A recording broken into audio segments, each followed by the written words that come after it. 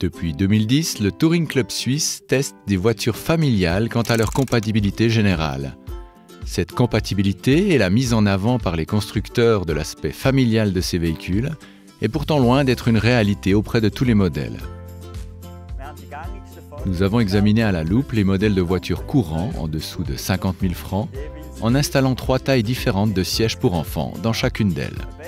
Une coque pour bébé, un siège pour enfants du groupe 1 pour des enfants entre 1 et 4 ans et un siège enfant du groupe 2 et 3 pour les enfants entre 4 et 12 ans.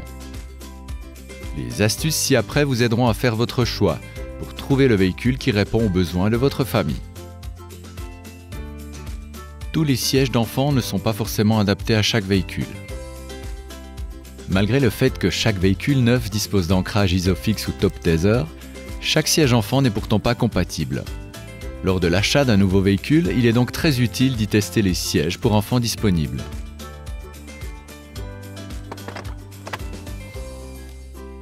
Accès aux fixations Isofix et Top Tether.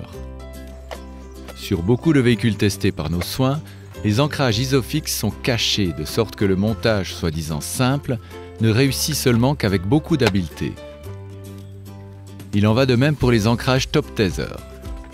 Sur un des modèles, il fallait même faire une découpe dans le dos du siège arrière afin d'avoir accès à l'ancrage. De plus, les formes et les angles de la banquette arrière ne sont pas forcément pratiques.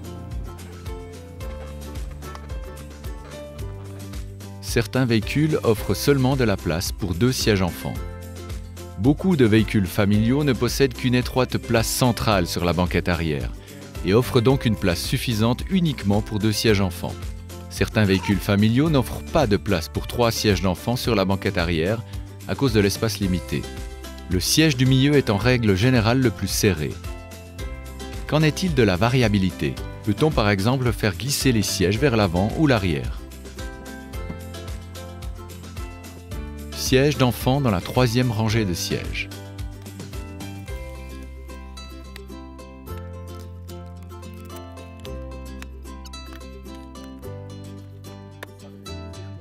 Des sièges d'enfants sur les sièges d'appoint de la 2e banquette arrière ne sont pas autorisés dans tous les véhicules. Ici, le manuel du véhicule peut vous aider. En outre, l'accès n'est pas particulièrement aisé.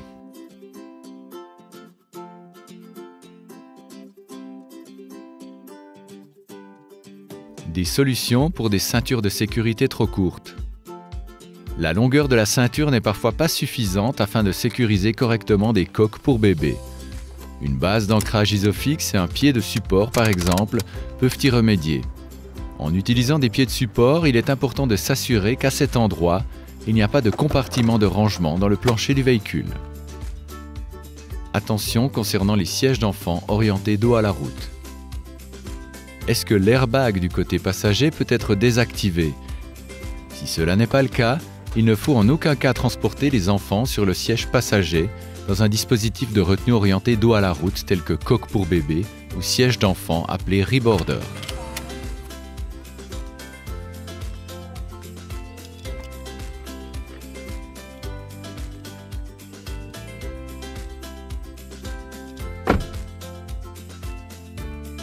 Vous trouverez les résultats des tests détaillés de tous les véhicules testés sous siège-enfant.tcs.ch.